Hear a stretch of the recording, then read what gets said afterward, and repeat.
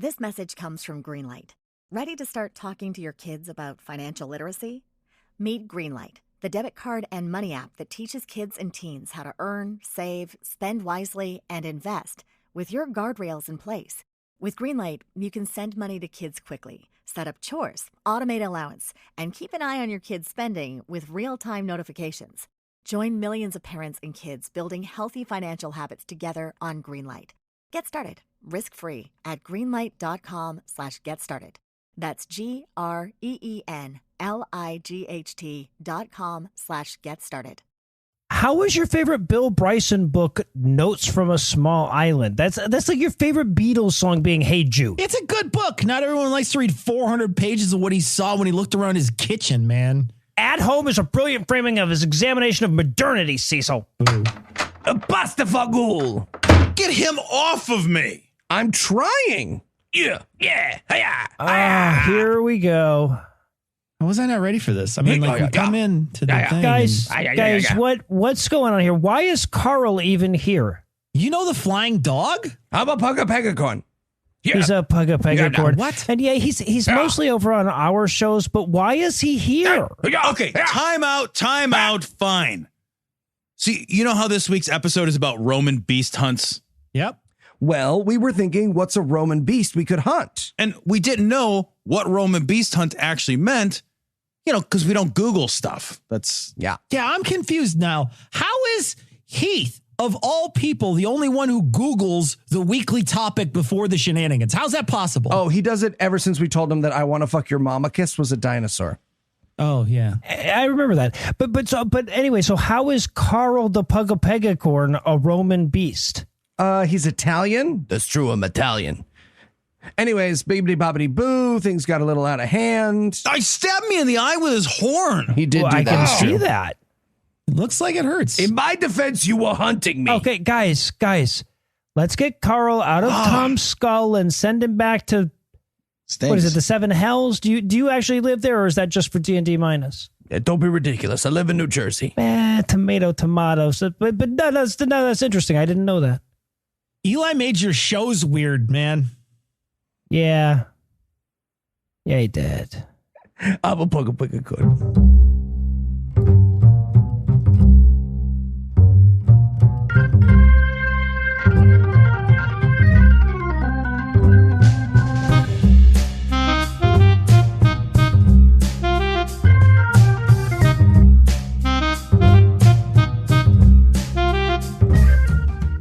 Hello and welcome to Citation Needed, the podcast where we choose a subject, read a single article about it on Wikipedia, and pretend we're experts.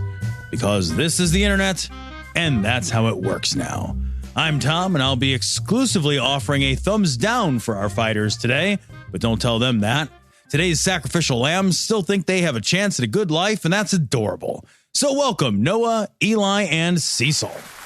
Haha, joke's on you, Tom. I'm a suicidal lamb, and I've been tricking everybody.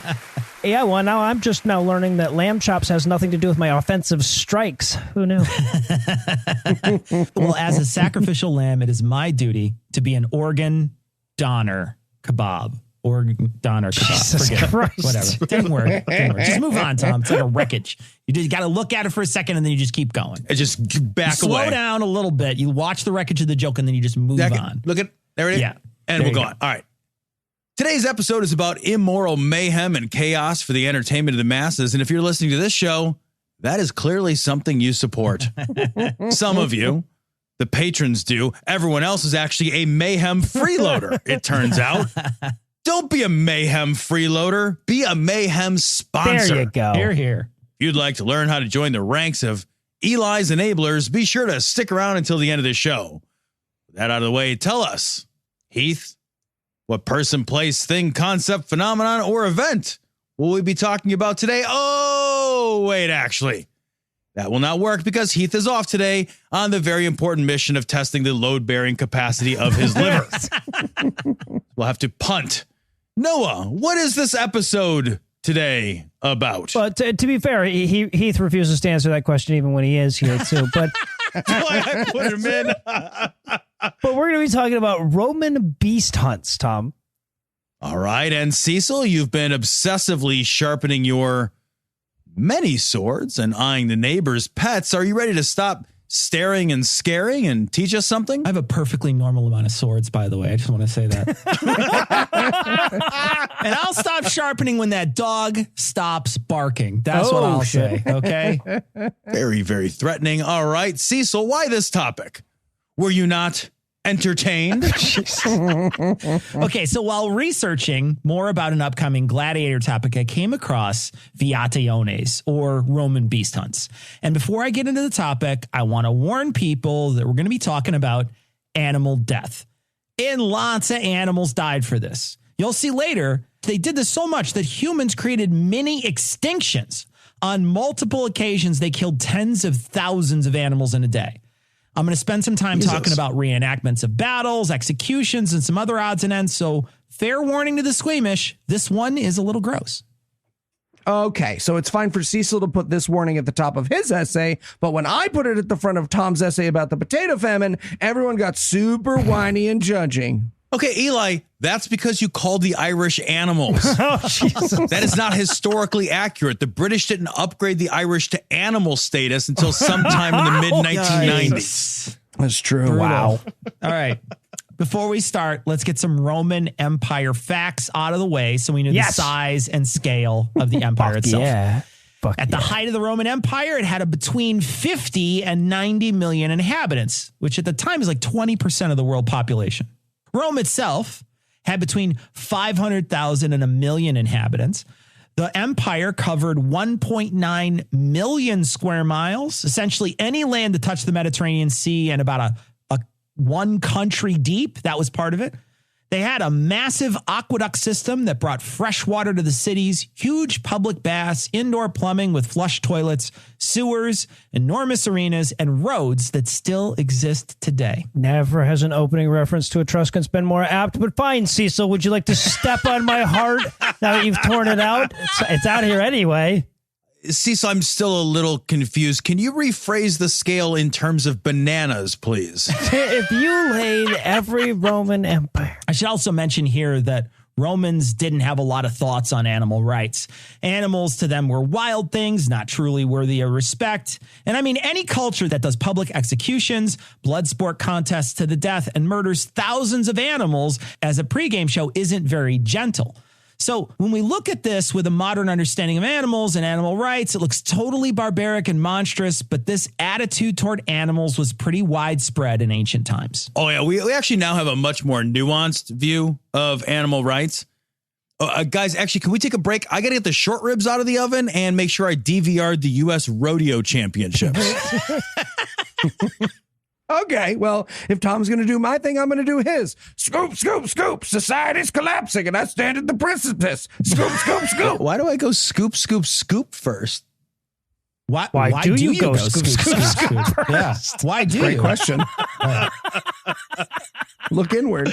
The beast hunts were, like I said earlier, oftentimes the opening act to the gladiatorial combat later in the day.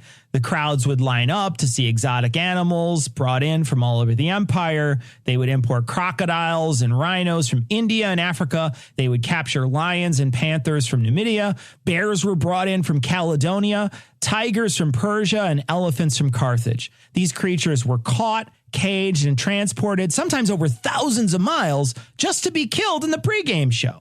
When they were shipped in, they would be housed in menageries all around Rome and then transported to the arena. And before we judge them too harshly, I want to point out that unlike the elephants and bears that I saw in circuses as a kid, at least these ones got the sweet release of death at the end, okay? Oh, shit. Also, still much less painful to watch than the SNL cold open.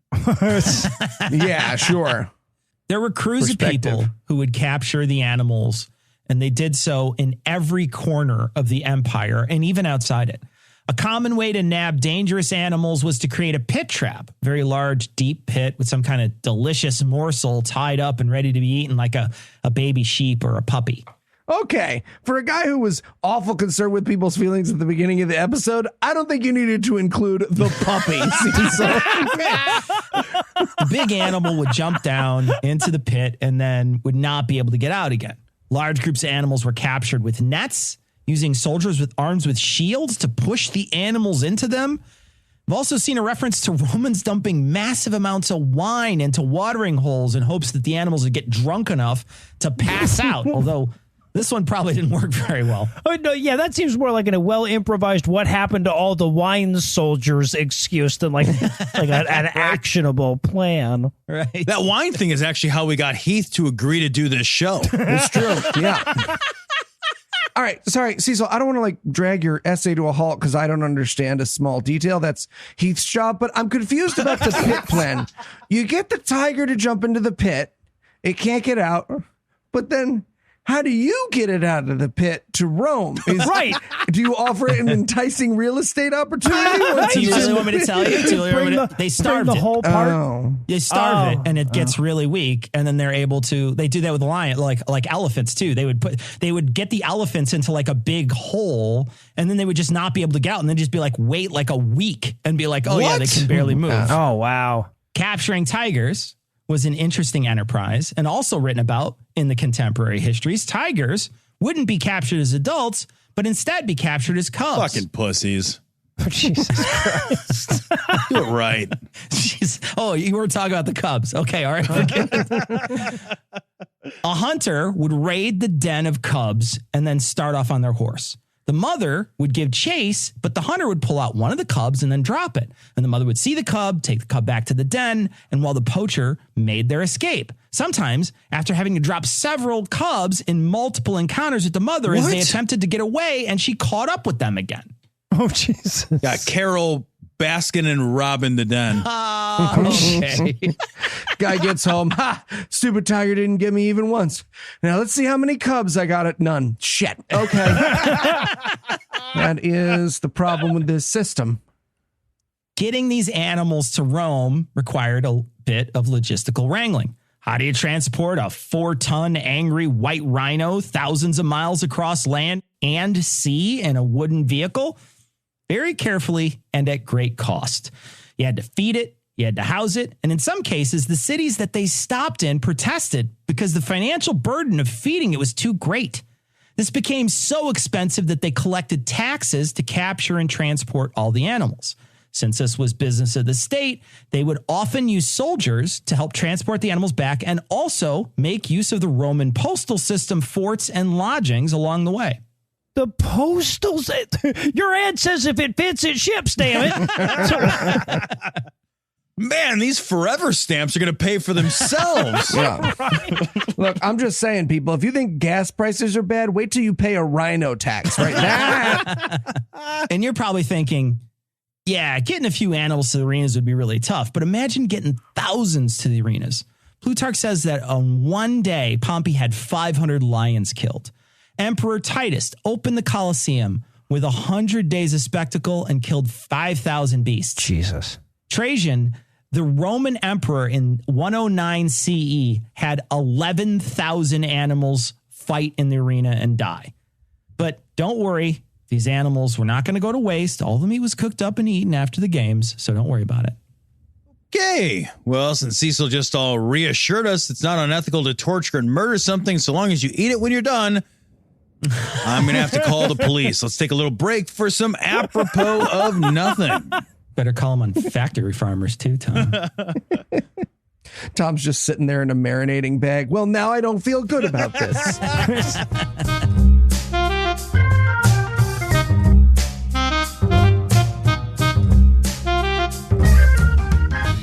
Welcome to the Roman Post Office. How can I help you today?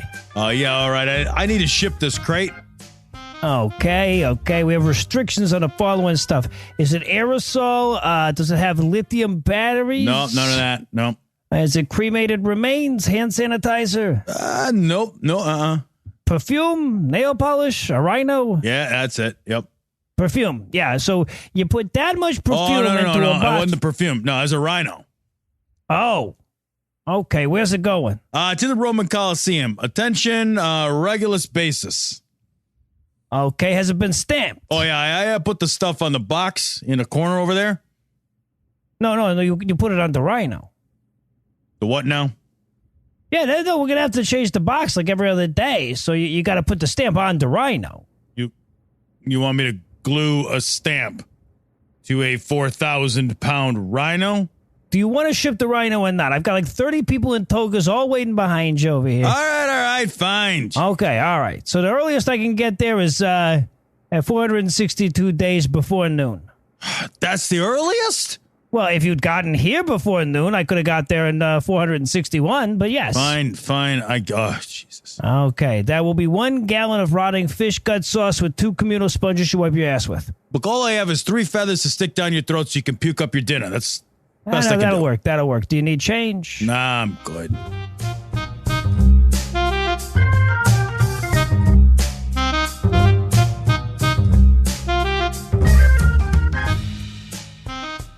Okay, when we took a break, Cecil was weaving a Kafka-esque defense of Jeffrey Dahmer. Okay. And there were also some pets. So, Cecil, what happened on the actual beast hunts themselves? That's a good question, Tom. The simplest ones were just men versus beasts. The men would be armed and armored, and then they would fight against one or several animals. Sometimes this would be something of a fair fight where a dozen men would take on an elephant or two. Sometimes not so fair, with the animals being chained down and slaughtered. Initially in these beast hunts, all the animals were chained, but as time went on, the Romans built some safety measures into the stadium. They had high walls and nets that protected attendees, and they had a rolling bar on the top of the enclosure so the animals that tried to climb it slipped back down to the arena. Pompey went as far as installing a steel bar all the way inside around the arena when he first brought elephants to Rome. Yeah, suddenly sitting in the splash zone up front is much less appealing. Yeah. Hey, not to undercut the theme of this was so terrible and we condemn it thing for the episode, but that elephant fight sounds dope as fuck, right? Like I watched the shit out of that. It does. Sometimes the animals weren't killed at all. They would just be brought in on display for the public. Caesar famously brought the first giraffe to Europe in 46 BCE. The Romans thought it was part camel and part leopard. They called it a camel leopardus. That's Latin for giraffe. They named a constellation that kind of looks like a giraffe after it. The elephants captured in Sicily after Rome defeated Carthage also were spared because the first time the people had seen them in Europe. Anything unique or rare was probably not killed. Well, fun fact, or I'm sorry, this essay. So like whatever the opposite of a fun one is. Actually, just because an animal was beautiful, exotic, and defenseless didn't mean they wouldn't kill it, though. Commodus' insane ass hunted giraffes in the Colosseum. Yeah. Well, if he was a real sportsman, he would have strangled them. The creatures were handled by animal handlers called venators. I believe it's venatores. Venatores. There you go. Venatores. Venatores. That would be the right one. It's a me. Exactly. You got to Wave do your the hand hands thing. a lot. Not exactly okay because you're using the middle finger. Yeah, you got to do the yeah. fisting gesture. Yeah, exactly. These people were not respected class of people at all. They were mostly criminals, enslaved, or they just needed a few bucks to get back on their feet. Bucks, deer. Anyway, forget it. Okay. Anyway, Garbage. This job was pretty dangerous, and the handlers went to little schools like the gladiators, Ludi, to get special training. The handlers were responsible for getting the animals into the arena from the labyrinth of tunnels that were under the Colosseum, where they used elevators that had a pulley system to get them to the floor. At least anything bison-sized or smaller, though, bigger animals required special handling and transporting inside the arena. Okay, Cecil, but not for nothing. If you're the guy in charge of fitting a raging bison into a dumbwaiter, you do have my respect. It's true, man. It's true. I'm just picturing some guy wandering around the underground with a moose. Okay, so this is the Foot Locker, and that's the Cinnabon. Then where the fuck are we? We're like an hour late. Another common event saw beasts matched against one another like an ancient animal face-off. A common matchup saw a tiger fight a lion. Lion, of course, almost always lost. This is something of a close matchup, but sometimes the Romans loved a good old-fashioned ass-whooping, like when they pitted a full-grown elephant against a bull. Oh, Jesus. They enraged the bull using fire and a couple other techniques, and then they released the elephant. When they released the elephant, the bull tried to charge it, and like one quick movement of the tusk and the bull was dead. Sometimes they'd put two giant octopuses against each other, and they'd call that squid games. Okay. Why would they? Not those aren't squids. Squids are Why would different. they put two squids against each I'm other? not speaking to either. You get a How many? cephalopods. What's the difference in legs, Eli, between the two? 7. Nailed it. Didn't think I would get it so fast. One poet wrote about the opening of the Colosseum and the 100 days of spectacle that took place. In that account, he talks about one rhino that had a full-on UFC 1 sort of day. They first released the rhino into the arena, and then they sent in a bull. Now, the rhino seemed a little lethargic, as it might not have been properly fed along the route to Rome. But the size discrepancy between the two is something like 4 to 5 to 1. There's no way the rhino is going to lose. It doesn't matter how tired it is. The bull, however, was not deterred by the size of its opponent and charged the rhino. But after one quick toss in the air, it died. And then the rhino went to the center of the arena, took a nap. So wait.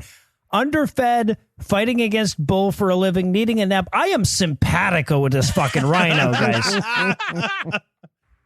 I don't know. I feel bad for the poet whose job it is to write about this. Like he later looks at his schedule like, all right, let's see. Ostrich versus giraffe. I don't know. How am I supposed to rhyme with that shit, guys?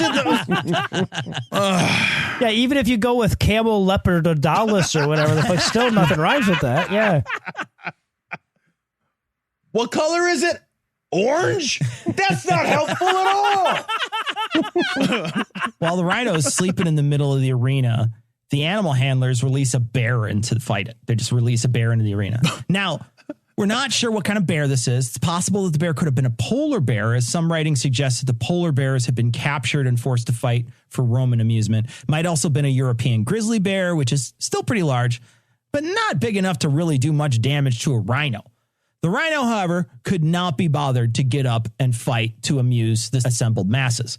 So the handlers poked the shit out of it with long sticks until it was like super mad. And then they left the arena, and the only target for the 5,000 pounds of rage was the bear, who was quickly chased down, gored with the rhino's horn, and tossed into the air to land lifeless next to the bull the rhino had dispatched a few minutes earlier. Okay, so the rhino just couldn't bear all that poking? Rhino holds barred. There it is. Nailed Those it. are definitely jokes. Yes. I also miss Heath. The crowd wanted more, and the poet does not say if the rhino had a mid-round nap, but the handlers let loose 2 animals at once to take him on, another bull and a buffalo. While some interspecies couples do get together and go on heartwarming Disney animal adventures, and the real treasure is the friendships they made along the way, this is not how it worked out for the bull and the buffalo. The rhino charged each and killed them. So Yeah, okay, but I'm not sure the other 2 animals even would have any idea they were on the same team. Right, Like, yes. did they This is give the the power of bull and love, the Tom. buffalo matching jerseys or something? power of love, power of love. See, I know. I feel like they all charged a common point in the middle, like the flux capacitor or something. It's like cats with one big feather toy in the middle, and Yeah, they just pull it up right, for yeah, a there you second. You got to juke. That's the thing. You got to juke. The last animal challenger that day was a panther. They Oh released well, he's going to kick that rhino's ass, I'm absolutely. sure. Game, They- set, match. They released this cocky ass panther into the ring so it could get its shot at the title. Now, let's do a little size comparison. Did it have on one A panther. boxing glove? A panther. Yeah, and an oversized belt. Yeah. The panther, which is really a leopard with a different coloration, can get up to 200 pounds or so.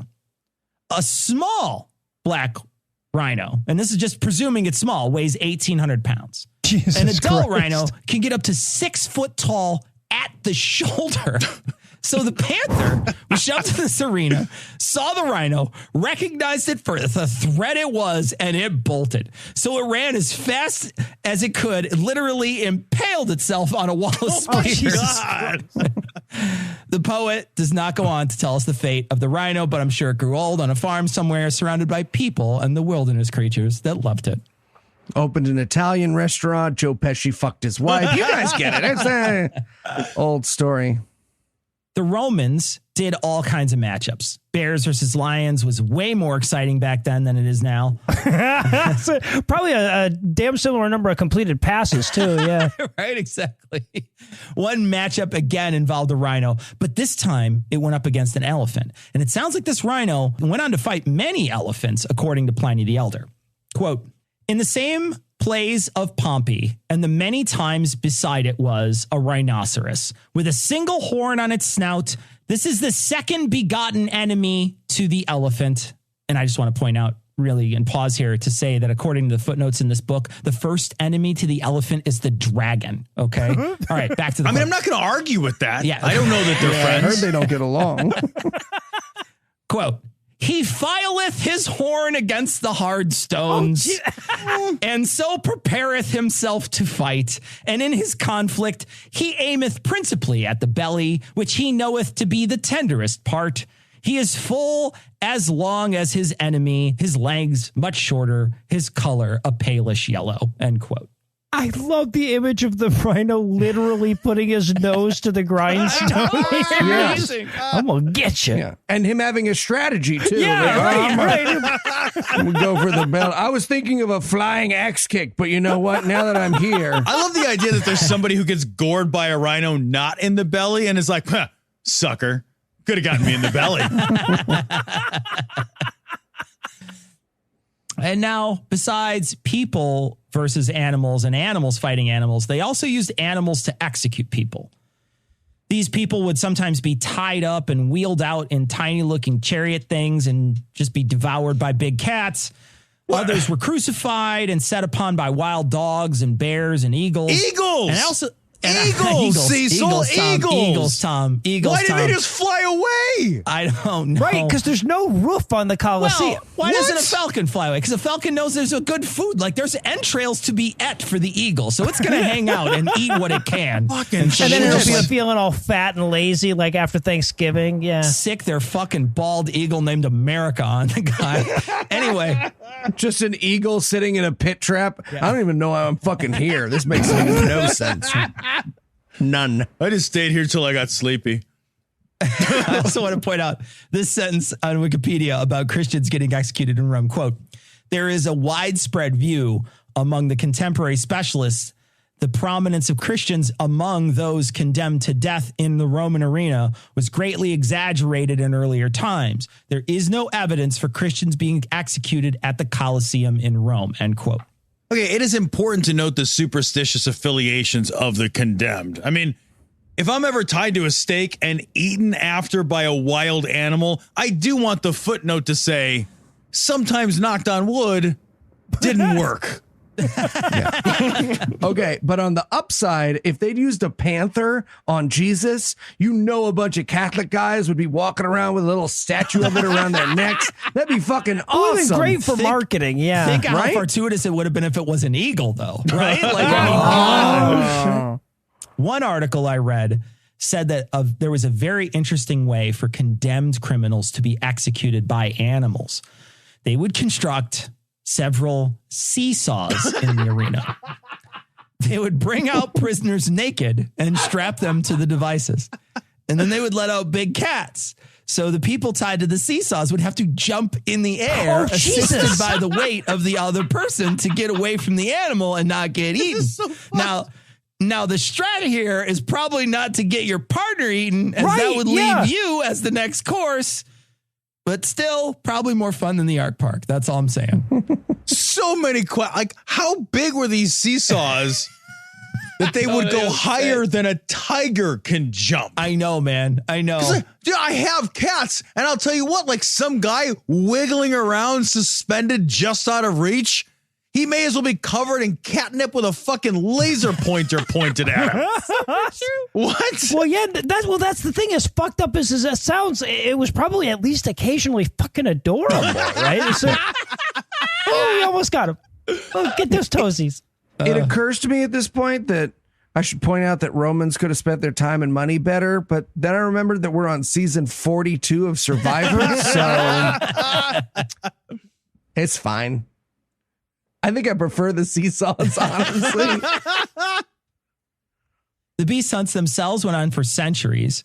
The Roman Empire provided animals for these types of events, and they used so many that many species became endangered or were wiped out in certain areas, especially those closest to Rome. It's possible they were a contributing factor to a species of elephant going extinct and hippos not living in the northern part of the Nile, along with many other species becoming endangered in different locations. All right, let's switch gears and let's talk about the mock battles that took place in the arenas. The Romans loved to reenact battles, and they would often use prisoners and criminals as the combatants. These weren't really gladiator combat with trained people or actors playing out a role as the losers in this. They died. They would often reenact military triumphs in the arena to glorify the military power of Rome. Well, that being said, though, they also had plays where the actors died in the end. Fatal charades, they call them. Look for probably for a Cecil essay on that one coming soon, I would imagine. Some of these battles were mock naval battles. That's crazy. In the earlier times, the Roman emperors would order large basins built so they could hold these events. And these battles weren't just one ship fighting each other either. Julius Caesar staged a mock naval battle where 2,000 prisoners fought against one another, and they were piloted around the arena by 4,000 rowers. God damn. Emperor Augustus held one where 3,000 people and up to 30 ships waged mock war with one another. And they were huge events, so they diverted rivers into these large pools so they could hold them. They would also flood the Colosseum arena floor. They put in full-size ships and have mock naval battles. The boats would probably have been altered a bit to float in shallow water, making the bottoms flatter rather than like a real naval vessel. But they were probably the same size outside of the water. The first one, held in the Colosseum, was in 80 AD by Emperor Titus. The battle had 3,000 people in it, and they were reenacting the battle between Syracuse and Athens.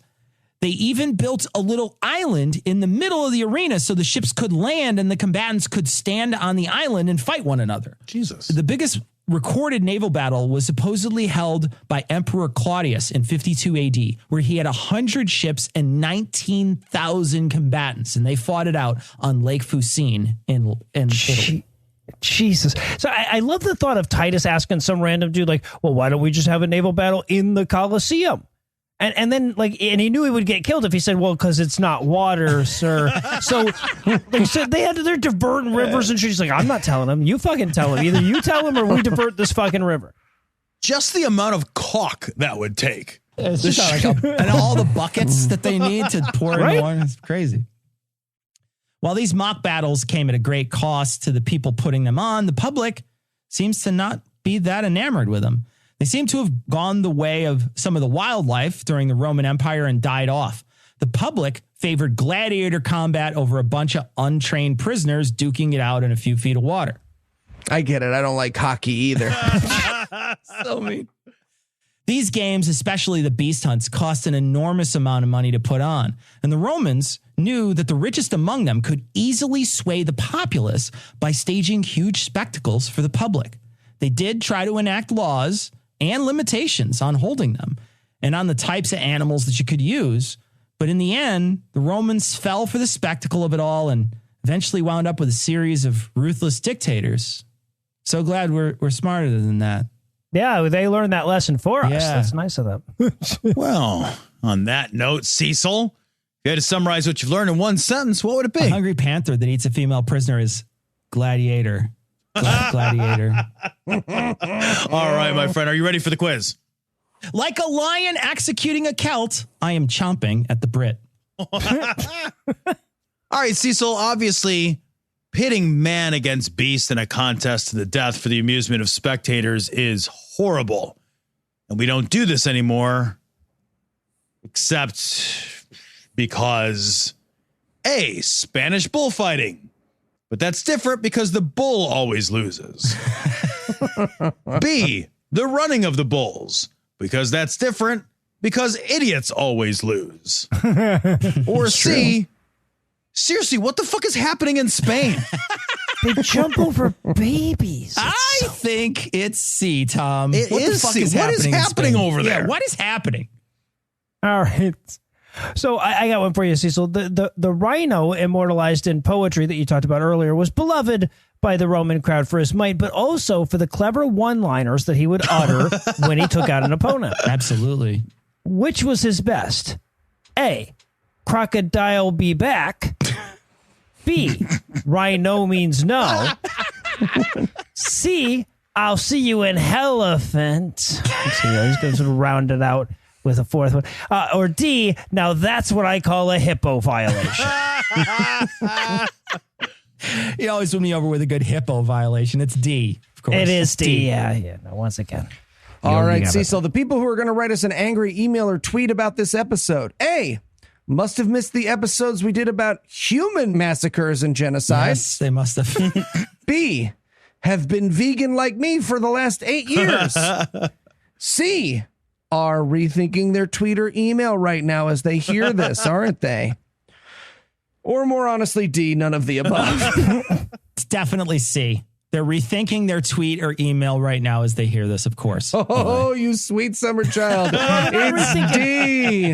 They're not rethinking how they're rethinking the strategy, not the fact. Sure. No, we'll be fine. You got a spin move. That's the that's key. the piece. That's what's They missing. won't email us for this one. None of these animals had names. Topsy the elephant had a name. That's the problem. True.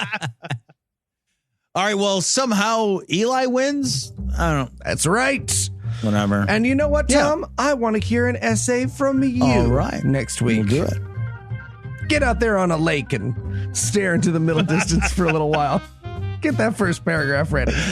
All right, well, for Eli, Noah, Cecil, and not Heath, I'm Tom. Thanking you for hanging out with us today. We'll be back next week, and by then, I will be an expert on something else. Between now and then, you can listen to Cecil and me over at Cognitive Dissonance.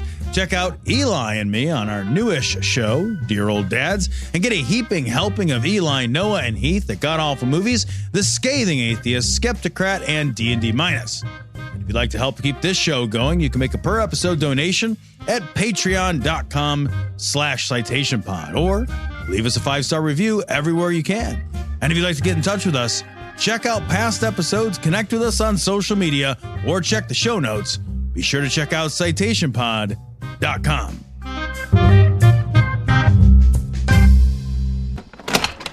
Can I help you? Yeah, sorry. Do you have change for the meter outside? Does it take foreign boys? No, just teeth and whatever the coin is this year. This was a bad time to be alive. Sure was, yeah. Did you know that parents rank financial literacy as the #1 most difficult life skill to teach? Meet Greenlight, the debit card and money app for families. With Greenlight, you can send money to kids quickly, set up chores, automate allowance, and keep an eye on your kids' spending with real-time notifications. Kids learn to earn, save, and spend wisely. And parents can rest easy knowing their kids are learning about money with guardrails in place. Try Greenlight risk-free today at greenlight.com/getstarted. That's GREENLIGHT.com/getstarted.